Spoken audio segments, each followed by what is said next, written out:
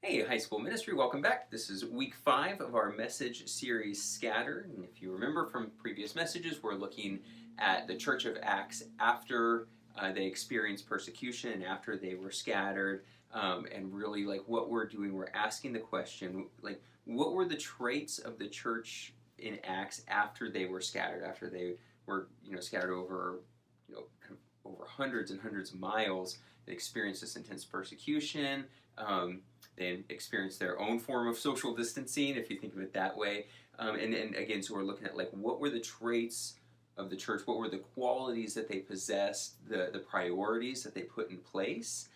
Because the fact is that if we're going to survive and if we're really going to thrive as the church in this pandemic, we need to be doing the same thing because the church in Acts went through really like harder than anything we've gone through yet, and yet they still continue to thrive as the church. And so, if we're going to thrive as the church, then we need to be doing the same thing. This week, week 5, we are looking at the fact that despite all the trials they went through, the church continued to tell people about Jesus. In spite of everything they went through, they continued to make evangelism, kind of a big churchy word, but it's basically the sharing of the gospel, the sharing of the good news about Christ, about how people can be saved, how people can come into a relationship with Jesus. They continued to make that a priority. And they didn't let the trials they went through keep them from fulfilling the Great Commission, which is really our ultimate, our primary purpose. If you remember in Acts 1, in the first message in Acts 1, we looked at what Jesus told his first followers. He said, "You will receive power when the Holy Spirit comes upon you, and you will be my witnesses, telling people about me everywhere, in Jerusalem, throughout Judea, in Samaria, and to the ends of the earth." And he never qualified this. You never see anywhere in here where he says, you will tell people about me everywhere when it's convenient. Or he never says when it's easy or when everything in your life is in order and perfectly fine, unless there's a pandemic. He never says that in here. He says, he never says, go tell everyone about me unless there's a pandemic or anything like that. And the first church understood that, and the first church made evangelism, made sharing the gospel a priority in their life. And so we have to be doing the same thing. This week, we're going to be looking at Acts 16, and in this story, we see, if you remember the last few weeks, we've been looking at Paul. He's been traveling around. We've been looking at some of the times that he's been sharing the gospel, and this is actually a really kind of a pivotal point in the book of Acts, because this is when the gospel actually like moves continents, really. Up until this point, Paul had been sharing in like what's modern day Turkey, and he'd just been traveling around there, and he's looking for opportunities to go to he's looking to go even further than what we would say modern day Turkey is. This is all part of the Roman Empire, but he's wanting to go into different places. And so that's kind of where we pick up this story. So it says, "Next, Paul and Silas traveled through the area of Phrygia and Galatia, because the Holy Spirit had prevented them from preaching the word in the province of Asia at that time.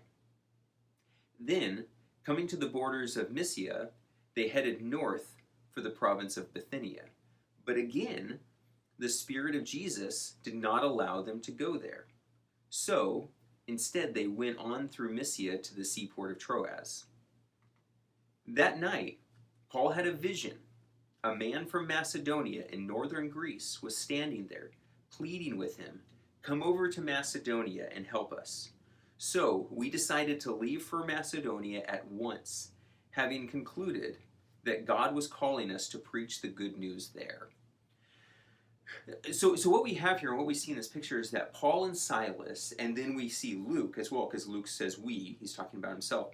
So we see that Paul and Silas and Luke are intentionally traveling around what's modern day Turkey, and they're trying to continue to go to different places. They're trying to go even further and tell even more people about Jesus. They're trying to plant even more churches.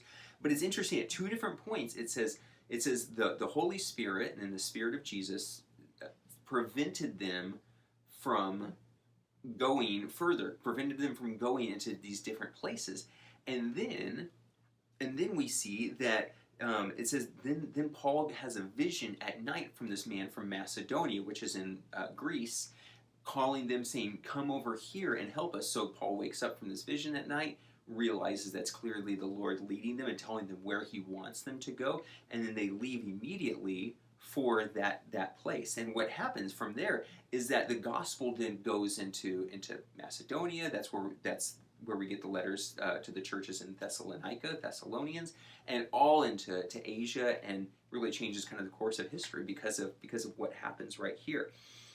But we realize it's interesting because it's the Lord, it's God that's shutting the doors of where Paul and Silas were trying to go. They were experiencing difficulties and trials. They were experiencing doors shut in their face, but it didn't stop them from telling people about Jesus. And that's really, there's three things I want us to take away from this, three things I want us to understand. And the first one is just that, is that they, like what do we take away from about this? What do we understand about the importance of sharing the gospel from this story? Is that number one is that these believers, the first church, were determined to tell people about Jesus despite the opposition. In spite of the persecution that they faced as a church, in spite of the fact that Paul and Silas and Luke had these doors shut in their face, had rejection in one form or another, and Luke's not really clear here about what that looked like when he talked about the Spirit prevented them from going to these different regions. He doesn't elaborate on what that looks like. All he's saying is that there were doors that were being shut. And so in spite of that, there was a determination to tell people about Jesus. And they didn't let these shut doors stop them. They didn't say that, oh, that's God clearly telling us he doesn't want us telling people about Jesus. That wasn't the case at all. They were just saying God's shut doors are not God's no, they're God's redirection. And that's something that we have to understand as well, is that when God is closing a door, or when things aren't working out in a certain direction, when there's opposition, when there's difficulty, when there's trials, that's not necessarily God saying, like, don't do that. That's God's redirection somewhere else. And that was the key for these, or that was true for these first believers as well, is that they didn't see God's shut doors as God's no. They saw God's shut doors as God's redirection somewhere else. So there was a determination, regardless of what they were going through, regardless of what they were experiencing, there was a determination to tell people about Jesus. And we have to have that strong sense of determination as well.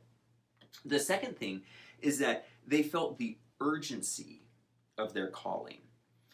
In this vision that Paul has of the man of Macedonia, it doesn't say the man casually mentioned to Paul, come over to Macedonia and help us. It says Paul had a vision of a man pleading, come to Macedonia and help us. And then it says Paul woke up, Paul and his companions, they woke up and immediately they left for Macedonia. It doesn't say, they took their time, they made a vacation of it, they casually strolled over to Macedonia, they got there when it was convenient for them. It doesn't say any of that. It says immediately they left for Macedonia.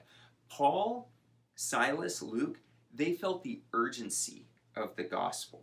They understood that there was a sense of calling that they needed to get to where God was going and go to the people that God was calling them to go to. And guys, we have to have that same urgency. We have to feel the weight of the gospel, that we hold in our hands, in our hearts, the truth and the way that people can be saved and the way that people can know Jesus. And we have that message, and there's an urgency to tell people about it, and they had that urgency. We have to understand that our days and our opportunities are limited. And so we need to stop putting off those people that Jesus is calling us to. Maybe there's someone in your life that you just need to invite to breakfast. You need to invite to coffee and just sit down and say, listen, I want to tell you about something, and this is awkward for me. I'm not quite sure how to do this, but I want to tell you about the most important relationship in the world to me. And I want to tell you about how you can know this same person. I don't know what that looks like, but we do need to feel the sense of urgency about it. These first disciples definitely felt that. The third thing is that they understood the need to speak. In verse 10, it said, God was calling us to preach the good news there. Luke didn't say God was calling us to go and just live our lives among them and they would just pick up from the fact that just from the way that we lived our lives that we were Christians. Luke doesn't say that. Luke says that they knew that God was calling them to preach, to speak verbally about Jesus in that place. And the fact is that in some way or another, we need to be willing and looking for opportunities to speak about the gospel with our mouths. We need to look for opportunities to verbally tell people about Jesus, not just live a good life around them and hope they pick it up from our example, although that is important. But at some point, in some way, we need to look for opportunities to speak about Jesus to the people around us that don't know him. There's an app I want to tell you about. It's called God Tools. It looks like this. You can download it for free. It is a really effective tool. I would really encourage you to download it onto your phone. I keep it on my phone. It clearly lays the gospel out. It gives verses. It gives illustrations. It's something you can share with a friend, and then they have it. It has examples of prayers, questions to ask people who don't know Christ about how they can, and it clearly lays the gospel out of how you can explain to someone how they can begin a relationship with Jesus Christ. I encourage you to keep this on your phone. I've been in those situations where it's kind of awkward, kind of uncomfortable, and you get nervous.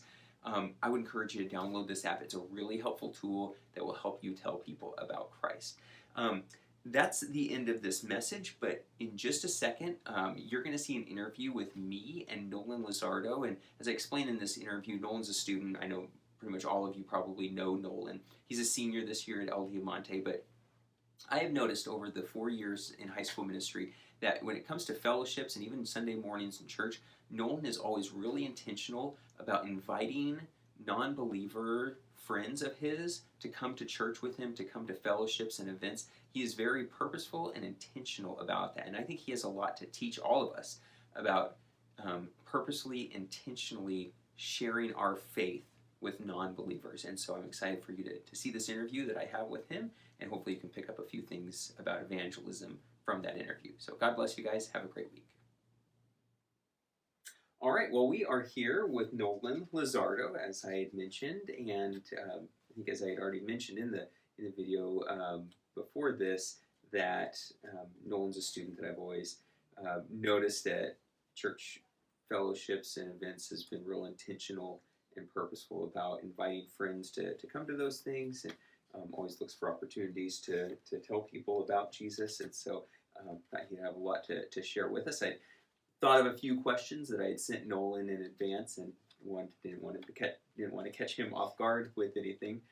Wanted to send him those in advance, and so I've done that. So Nolan, I was just going to ask you those questions. I think you have a lot you could share with and encourage our students with. But so Nolan, I know that there's just lots of people in our life. I mean, we want to tell everybody in our circles about Jesus.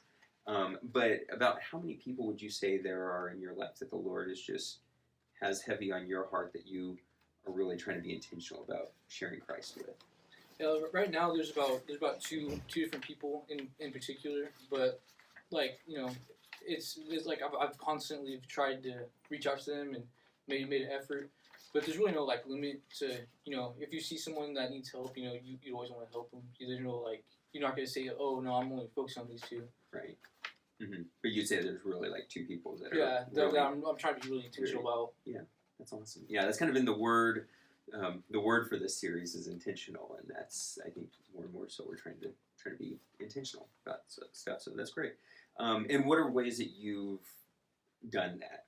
What are ways that you've been trying to intentional about telling them about Jesus? One of my friends, it took from the very start just to say hello and hi, and during class last year, and just trying to be make effort, to just talk and reach out to them.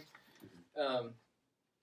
And it's just building a relationship, and that's what you want to do. You don't want to go across and just say, oh, you want to come to church? Because they're most people, if someone asks you that, you'd be kind of scared to. You'd be like, I don't really know about that. But like once you build a relationship, it's a lot easier to be like, oh, hey, this Sunday I'm gonna go to church. Would you want to come with me? So I've always, just try to build a relationship before, and then be their friend before you start inviting them. Mm-hmm. And it helps like to get more yeses than no's. Mm-hmm. Have you gotten no's from those people? Yeah, I've gotten probably more no's than I have yeses. Really? Yeah, and it's not no's like straight up to your face. They're like, oh, I'll think about it. I'll get back to you on that, and then they never do. Yeah, that's okay. That's okay. What are some other ways that you've so like how have you utilized the church to help you with that? Yeah, and then this is another thing. You don't like. I wouldn't like for me. I wouldn't invite them to like a Sunday service because most like it's kind of like inviting a first date to the movie theaters. You can't really you can't really talk during church, so you can't really explain what's going on. So you kind of want to invite them to fellowships, and that way you can like talk and laugh, and they can meet people and go around and socialize. Mm-hmm. I like that. That's good, and that's a great illustration too. Yeah. And fun fact, I invited Holly. Our first date was to the movie theater, which shows how much I know about girls. But no, that's I like that. That's a good tip. So, okay. Do you, you come off like this is a strength for you, but do you still get nervous when you talk to people about actually, Jesus? My personality is not really like too outgoing. I want to be more in the shadows. So that's kind of more like of like me just kind of praying, for wisdom and clarity, like with what I say towards people. And I get nervous even talking. Like right now I'm pretty nervous, but I just kind of pray for clarity. Well, it doesn't come off that way at all. How and what are ways? Obviously, you talked about praying for clarities, but is there other things that you do to kind of fight through or overcome your nervousness? I kind of just say something. Like I think about it and practice what I say before I say it, and then by the time it goes, I just go up to them and just say, hey, how's it going? And sometimes it's really hard to hold a conversation, especially with some people.